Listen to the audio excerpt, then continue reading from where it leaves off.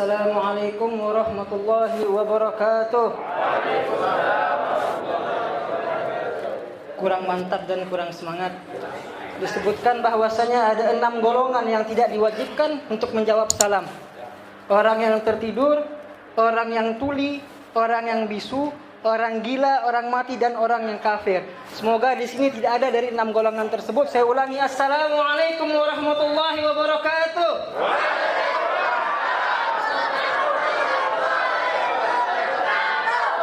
Mengucapkan salam hukumnya sunnah, menjawabnya wajib.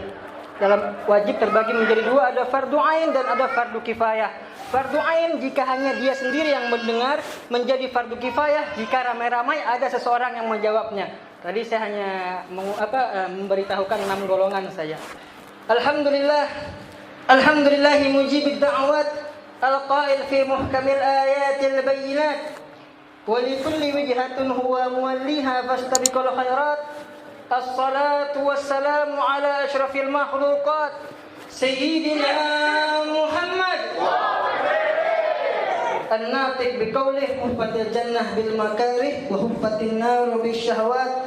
Sallallahu alaihi wa ala alihi alladhina raqaw ala darajat fi ulumil lati hiya mirathun nubuwat. Amma ba'd. Alhamdulillah, segala puji bagi Allah Subhanahu wa taala yang telah memberikan kita berbagai macam nikmat. Disebutkan, wa in ta'uddu ni'matallahi la tuhsuha. Jika kalian wahai manusia ingin menghitung nikmatku, kalian tidak akan sanggup. Saking banyaknya nikmat yang Allah berikan kepada kita. Al-Imam Sya'rawi mengatakan, alat untuk merasakan nikmat yang Allah berikan, nikmat ini artinya pemberian. Bisa diartikan sesuatu yang enak, sesuatu yang lezat. Tapi di sini kita artikan pemberian. Imam Sya'rawi mengatakan bahwasanya alat untuk merasakan nikmat itu ada 2. Yang pertama dengan iman, yang kedua dengan nafsu. Ketika kita mendapatkan nikmat dari Allah Subhanahu wa taala dan kita merasakannya menggunakan iman kita, mau sebanyak apapun, mau sedikit apapun nikmat yang Allah berikan, kita akan syukuri. Kenapa? Karena kita merasakan dengan iman. Walaupun kita diberikan sakit oleh Allah Subhanahu wa taala, tapi kalau seandainya kita mensyukurinya dengan iman, menikmatinya dengan iman, maka akan kita syukuri sakit tersebut. Makanya jangan kira orang-orang soleh, para waliullah ketika diberikan sakit, mereka tetap bersyukur kepada Allah Subhanahu wa taala. Kenapa? Karena mereka merasakannya dengan iman. Mereka yakin kepada Allah Subhanahu wa taala bahwa ini Allah ingin menghapus dosaku. Allah ingin menghilangkan dosa-dosaku. Allah ingin membersihkan diriku. Allah ingin mengangkat derajatku. Makanya mereka tetap bersyukur walaupun diberikan sakit dari Allah Subhanahu wa taala. Dulu juga sempat kita dengar cerita tentang seorang anak kecil yang bernama Muaz. Umur 11 tahun sudah hafal Al-Quran. Dia berasal dari Mesir. Muaz, dia ini seorang tunanetra, tidak bisa melihat tapi hafal Al-Quran. Dia umurnya 11 tahun. Ketika diwawancarai, Muaz berkata, aku tidak pernah meminta kepada Allah agar Allah mengembalikan penglihatan. Kaget orang yang mewawancarai. Kenapa bisa? Karena aku berharap Allah meringankan azabku, Allah meringankanku ketika nanti di hari pembalasan. Aku bersabar.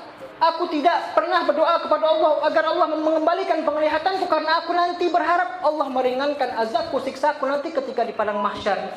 Ini orang yang merasakan dengan iman. Walaupun dia tidak diberikan penglihatan, tapi dia yakin kepada Allah Subhanahu wa taala. Hal ini berkaitan dengan hadis qudsi yang dibawakan oleh Rasul sallallahu alaihi wasallam. Innallaha qala idza batalaitu 'abdi bihabibatayhi fasabara awadtuhu minal jannah. Kata Allah Subhanahu wa taala dalam hadis qudsi. Jika aku menguji umatku dengan mengambil penglihatannya, kemudian dia bersabar, maka akan aku gantikan penglihatannya tersebut dengan surga. Muaz tadi, seorang anak tadi tahu apa yang akan didapatnya jika dia bersabar dengan apa yang Allah berikan, yaitu surganya Allah Subhanahu wa taala. Kemudian yang kedua, merasakan nikmat dengan nafsu.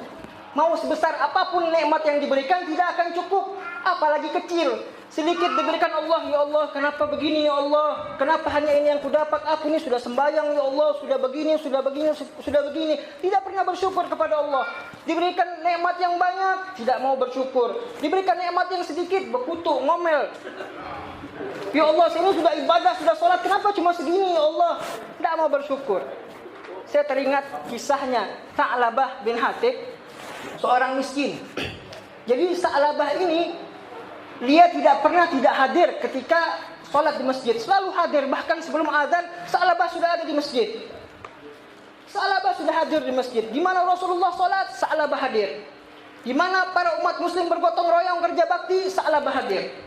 Tapi yang membuat heran, setiap Tha'labah selesai sholat, setiap orang Assalamualaikum warahmatullahi, Assalamualaikum warahmatullahi, Tha'labah langsung pergi pulang ke rumahnya. Heran sahabat. Bahkan ini sampai kepada Rasulullah. Dipanggil Tha'labah, wahai Tha'labah, ta'al, lebih ya Nabi. Kenapa saya lihat ente setiap habis sholat langsung pergi? Ente tidak pernah wirid, tidak pernah zikir, dan tidak pernah berdoa. Begitu orang salam selesai sholat, ente langsung pergi. Kenapa Tha'labah? Jangan-jangan engkau ini orang munafik, tidak sanggup berlama-lama di masjid, tidak tahan berlama-lama di masjid. Ini satu, kita ambil faedah, orang yang tidak tahan di masjid, gelisah di masjid, termasuk orang munafik. Jadi kemudian tidak, wahai Rasulullah, kata Tha'labah, sesungguhnya kenapa aku langsung pergi sehabis orang salam? Karena aku miskin ya Rasulullah, sarungku hanya satu, apa yang kupakai sholat itu juga yang dipakai istriku nanti. Jadi ya Rasulullah, kalau seandainya aku berlama-lama di masjid, aku takut istriku nanti ketinggalan waktu sholat. Karena itu aku cepat-cepat pulang agar istriku bisa sholat, melaksanakan sholat sebelum habis waktunya. Oh demikian. Kemudian Tha'labah merayu Nabi SAW. Ya Rasulullah, engkau kan kekasih Allah, doamu terkabul begitu engkau berdoa, langsung dikabulkan oleh Allah. Kalau begitu ya Rasulullah, tolong doakan hamba, tolong doakan saya agar saya menjadi orang yang berada, agar saya menjadi orang yang kaya raya. Apa kata Rasulullah? Nah, itu saja nanti kata Rasulullah. Hari berikutnya dia desak Rasulullah, hari berikutnya dia desak Rasulullah, sampai hari ketiga dia begitu lagi meminta sama Rasulullah, ya Rasulullah, tolong doakan hambamu ini, tolong doakan saya ya Rasulullah, agar saya menjadi orang yang berada, agar saya menjadi orang yang kaya. Apa kata Rasulullah? Celaka engkau hai Tha'labah, sesungguhnya harta sedikit yang engkau syukuri itu lebih baik daripada engkau mempunyai banyak harta tapi tidak pernah engkau syukuri. Kemudian Tha'labah bersumpah kepada Rasulullah SAW, wahai Rasulullah, demi Allah, jikalau aku menjadi orang yang berada, aku menjadi orang kaya, maka akan aku bantu umat muslimin, akan aku sedekahkan, akan aku berikan ke jalan yang benar. Mendengar ini Rasulullah terus didesak oleh Tha'labah, baiklah Tha'labah, saya doakan engkau. Rasulullah kemudian doakan Tha'labah. Setelah didoakan, Tha'labah mendapatkan kambing dan unta, hewan ternak. Dia pelihara terus sampai berkembang biak, sampai banyak. Yang tadinya Tha'labah hadir di masjid sebelum azan karena memelihara hewan ternaknya, dia hadir pas orang mau qomat. Terus melahirkan ternaknya, terus melahirkan hewan peliharanya, makin banyak. Yang tadinya 5 waktu di masjid, hanya 1 kali saja ke masjid, yaitu hari Jumat. Sampai hewan ternaknya banyak, pindah ke pinggir Madinah untuk mendapatkan lahan yang besar. Tha'labah tidak pernah ke masjid. Rasulullah heran, tanya kepada para sahabat, wahai sahabat, adakah yang melihat Tha'labah?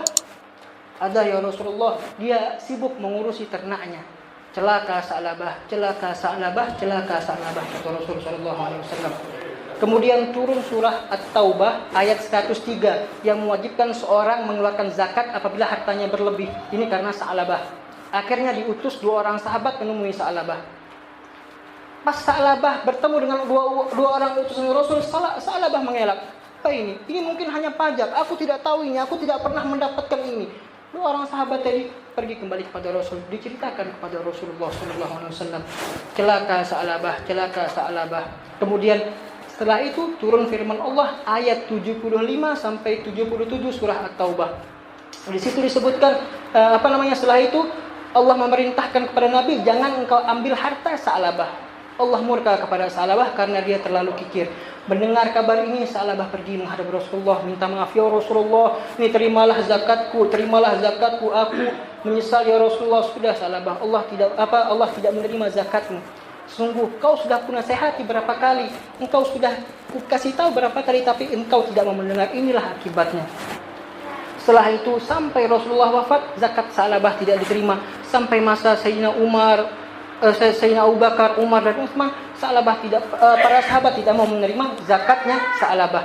Akhirnya Sa'labah mati binasa dalam keadaan kikir dan termasuk golongan orang-orang munafik. Dari cerita tadi saya teringat kalam Sayyidina Umar, aku tidak peduli dengan keadaan senang ataupun susahku, tidak peduli. Mau aku senang, mau aku susah, aku tidak peduli. Kenapa? Karena aku tidak tahu di antara keduanya mana yang lebih baik buatku. Mana di antara keduanya yang lebih baik buatku. Allah juga berfirman di dalam Al-Quran, Surah Al-Baqarah ayat 216. Asa an takrahu syai'an wa huwa khairul lakum wa asa an tuhibbu syai'an wa huwa syarrul lakum. Kata Allah Subhanahu wa taala, bisa jadi apa yang kalian benci adalah itu yang terbaik buat kalian. Yang kalian benci itu yang bagus buat kalian. Dan bisa jadi pula apa yang kalian suka, apa yang kalian cintai itu lebih buruk buat kalian. Itu tidak baik buat kalian. Wallahu ya'lamu antum la ta'lamun, kata Allah Subhanahu wa taala. Allah lebih mengetahui sedangkan kalian tidak mengetahui apapun, kata Allah Subhanahu wa taala. Dan nikmat itu bisa menjadi laknat dan bisa menjadi rahmat. Kapan nikmat bisa menjadi laknat? Seperti yang Sa'labah lakukan tadi, menjadi laknat kepada dirinya. Diberikan Allah nikmat, diberikan Allah berbagai macam kenikmatan, tapi dia tidak pergunakan untuk jalan yang benar. Akhirnya mendatangkan laknatnya Allah Subhanahu wa taala. Tapi kalau seandainya nikmat yang Allah berikan kita pergunakan ke jalan yang benar, kita undang orang-orang untuk menghadiri majelis, kita bantu orang-orang untuk melaksanakan ibadah-ibadah, memberi sarana agar mereka mudah beribadah, maka akan mendatangkan rahmat Allah Subhanahu wa taala. Salawat dan salam tak lupa pula kita haturkan kepada junjungan kita Nabi besar Nabi Muhammad sallallahu alaihi wasallam yang telah mengeluarkan kita, membebaskan kita minal zulumati ilan nur, dari alam kegelapan menuju alam yang terang benderang, dari alam kebodohan menuju alam yang penuh dengan ilmu pengetahuan.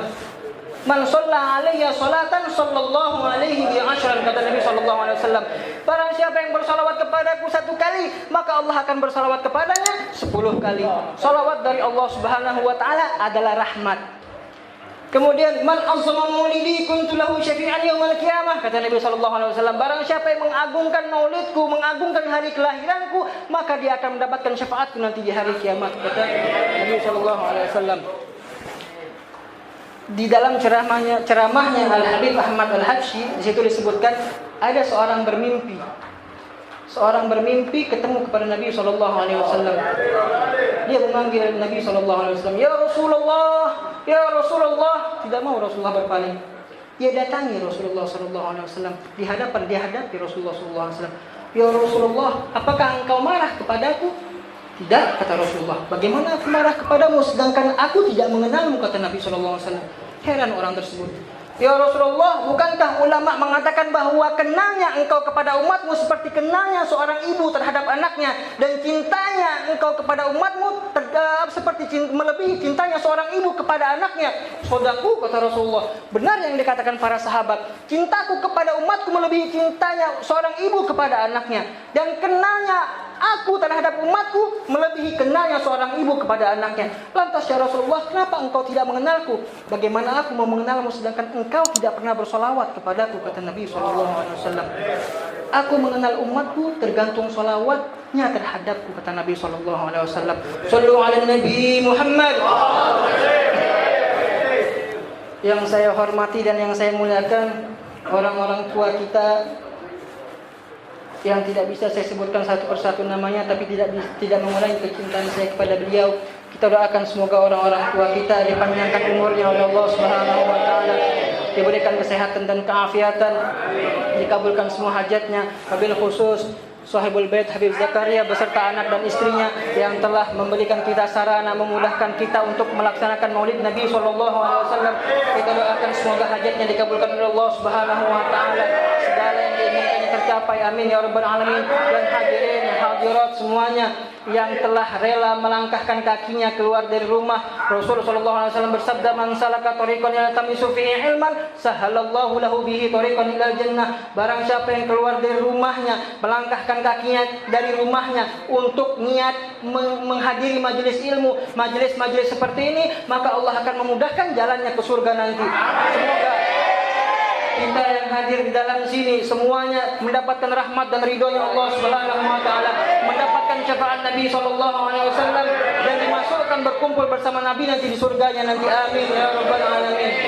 Sebenarnya banyak yang ingin saya sampaikan karena waktu sudah mau jam 10 dan juga saya tahu di sini ada teman-teman saya yang punya sakit mah. Takut kalau lama-lama kambuh mahnya, saya yang berdosa. Mungkin cukup sekian. Allah, apabila ada kata saya yang menyinggung para hadirin, saya mohon maaf yang sebesar-besarnya karena saya hanyalah seorang anak kecil yang masih perlu belajar dan harus banyak ditegur. Wallahu musta'an. Wassalamualaikum warahmatullahi wabarakatuh.